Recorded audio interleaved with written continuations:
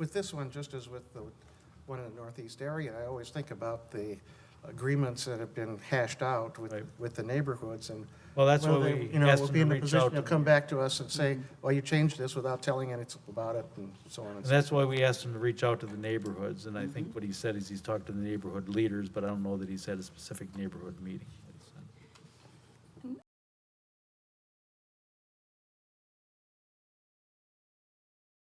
Well, and it shouldn't come as a surprise either if you're buying a lot there or buying a home. I mean, it's clear that this area is going to be designated for high density, so it shouldn't be a surprise, down the road when it happens. Yeah. Well, people need to pay attention. People need to pay attention, Yes. yeah.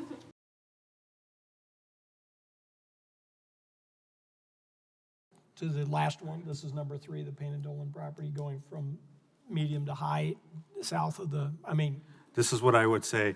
We talked about affordable housing. This person wants to bring forward some sort of affordable, not affordable in the sense of, like Section 42 or anything, but rather entry-level, owner-occupied, higher density, i.e. condos or townhomes type of stuff, so.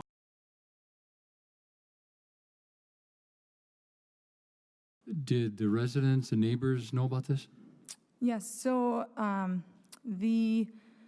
our process internally is to send a notice to property owners within 300 feet of the property to notify them of this public hearing and notify them of the request. We also, the proposed developer, not the current landowner, but the proposed developer also indicated that he held and met with the neighborhood because at least the prominent neighborhood leaders, I believe is what he referred to at Plan Commission, because there was a lot of discussion during the Stoner Prairie neighborhood plan regarding density and the number of dwelling units. So he is fully aware of the neighborhood's involvement in that planning process, and even during the Stoner Prairie plat and that development that's currently underway, he was involved in that and worked with the neighborhood as well.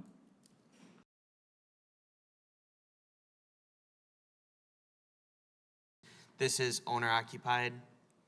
That's the plan. Townhouses, condos. Yes, I think you and Chris met, that's the project he was talking about. Yeah. So it is along those lines, not apartment building. I just want to confirm that it's not apartment buildings. It's my understanding it's not apartment buildings. Chris can speak to it.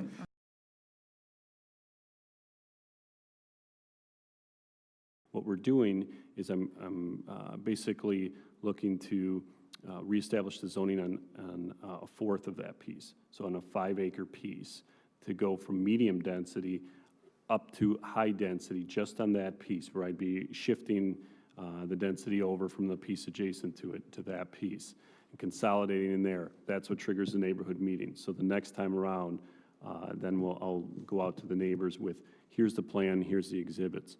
On the piece, and the plan is either to go one of 2 ways with condos on this site. I call them condos, but they could be anything from townhouses like Hatchery Hill, or more established ranch condos like Seminole Village, or what was just recently built by McKee Farms Park for, there's a demand over in the neighboring subdivisions of people that are looking to downsize into more, I don't want to call it senior living, but active adult, 50 and older, ranch-style condos on that parcel.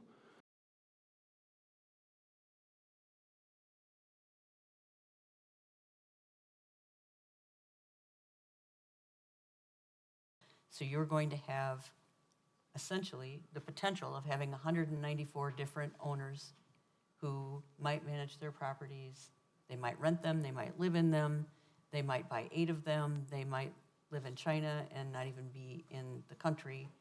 So if there's issues with renters on those properties, it's more difficult to track down 194 owners than it would be if you had one really well-maintained apartment complex that could hold that density if the neighborhood would agree to it. Correct. Correct. And it is truly my intention to look out for the best interest of everybody's property values in this neighborhood.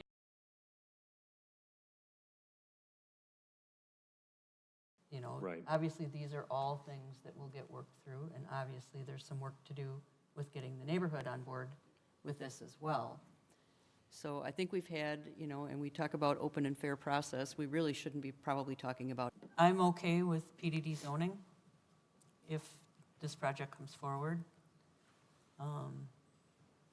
I want to make sure, though, that we're meeting with the neighbors. Absolutely, and yeah. Making sure that, I think that's a different conversation as to whether we aren't talking about approving the project at this point. I would agree with Carol. I mean, I think this project makes sense for this location, but the hurdle to get over is the amount of work that went into putting together this neighborhood plan. And the amount of input that went into that, and that's not gonna be an easy hurdle to get over. I think this is a situation where, we're gonna need to see stronger support from the neighbors. You need to sell them on this idea.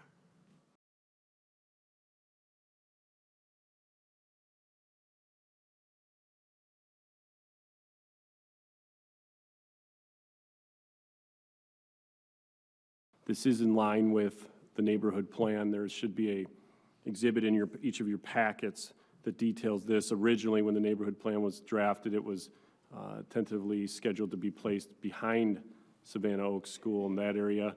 But due to several circumstances, we figured that this location would be much more ideal.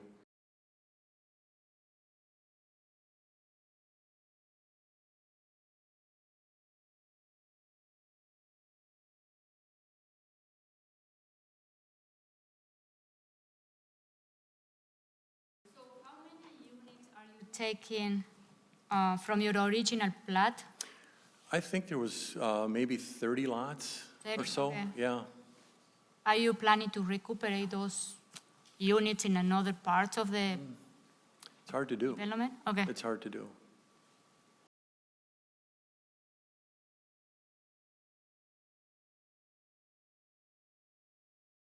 At any rate, So that's 6. I just wondered what your idea of what an affordable price point would be. And 2 to 3, I think, is something that we do need to aspire to find in the city of Fitchburg. We just need to make sure that we can do that.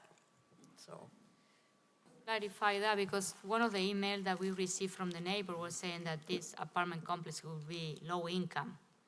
Yeah. So, and this is what I tried to explain, it was, because I saw the draw, and, and the concept, so I was trying to say, no, it's gonna be high end. So that one was another, I think, miscommunication, or people didn't understand because they think about multifamily and they think that they're gonna be, low income, voucher, Section A. I don't know what they think, but this is what is good that you show how it's gonna look like.